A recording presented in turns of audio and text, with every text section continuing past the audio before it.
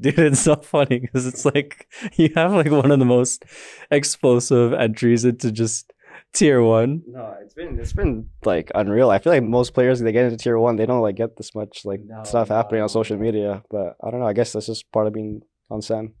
Yeah, no, exactly. I mean, I feel like it's definitely one of the first times where it's a tier two player comes in and then there's already just Yeah. so much. I don't know. I haven't seen this before. Val didn't get all this when he came to tier one, so I don't know. Hi, everybody. Stage 2, and I'm here with Sentinels duelist and newest player, Jerwin, after your series against 100 Thieves. So, talk to me about just your journey, even being here. I think you talked about Thursdays when you flew in. So, Yeah. what's this 3 to 4 day period been like?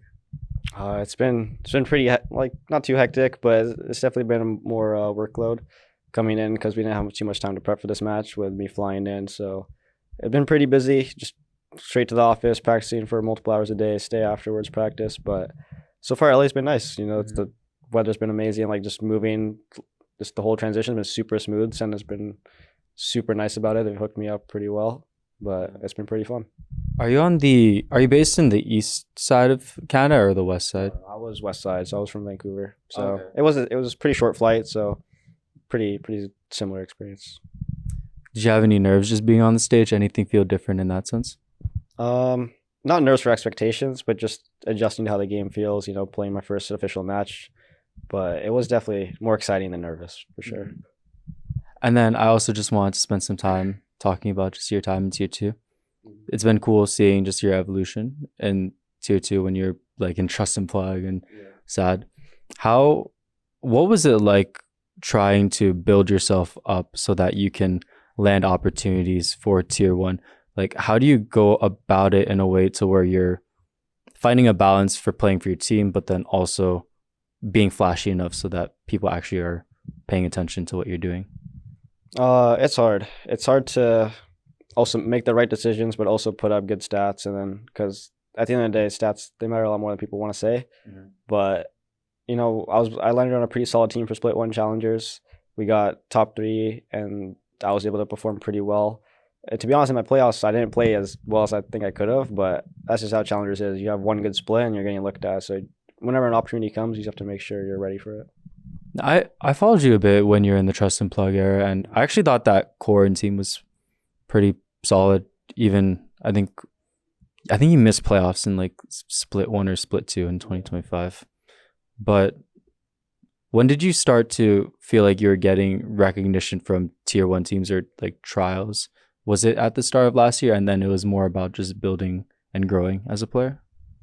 I actually wasn't getting looked at all last year. So even with that trust and plug team, we were pretty solid, but we had a bit of a shaky roster. People getting poached to other rosters. But my first tier one trial was actually this off season. I don't know if I'm allowed to say with who, but Yeah, it's okay. Yeah. I was trying with EG in the off season. But ultimately, I don't think I was good enough at the time. Obviously, he just didn't. He's very experienced. He knows what he's doing. So they picked him up. But that was pretty demoralizing, to be honest, because I thought I really played well in those trials and deserved it. But it was pretty easy to go back to a roster on SAD where I knew I could prove myself again. Yeah. And it's cool. It seemed like it was all an experience that helped you be able to level up your play even more and then also find success in like the actual stages apart from just, playing well and frying on the server, right? Yeah. Um, it is definitely a big switch up from tier two to tier one, but it's just the same game at the end of the day. So just trying to stay relaxed has been the most important part. Got a few questions in terms of just personality. I always saw that in your bio you were friends with Bao. I spoke to Bao too because I help out with some of the EG Media Day stuff. And then he talked about how you guys have been friends for a while. So then how did that friendship just start? Was it just playing through Valorant and then you just maintained that and you're like, hey, I'm on this team. You should join SAD as well. Like that. I've known the guy for like 3 years. He's definitely made like the game a lot more fun to want to grind with. Like he's been like one of my closer friends in the Valorant scene for quite some time. I think 2 or 3 years.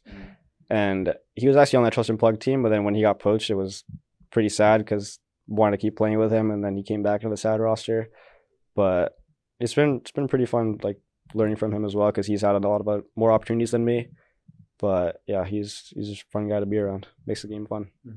I think he was talking about like lemonade stand as well. I didn't follow you from that time, but yeah, how was that? That was a long time ago. That roster was fun, Yeah. but things didn't work out too well in that one. But I've known him since then. Yeah. Is that the one where you guys like won against 100 Thieves or something in a close call? That was Trust and Plug. Okay, We beat 100 Thieves in the off season, and then he got pushed to M80, I think, right after that. So he wouldn't have him for the Challenger split, unfortunately. Dang. What were some of the funniest memories from that lemonade stand team? Because the name just kind of sounds funny too. Lemonade stand.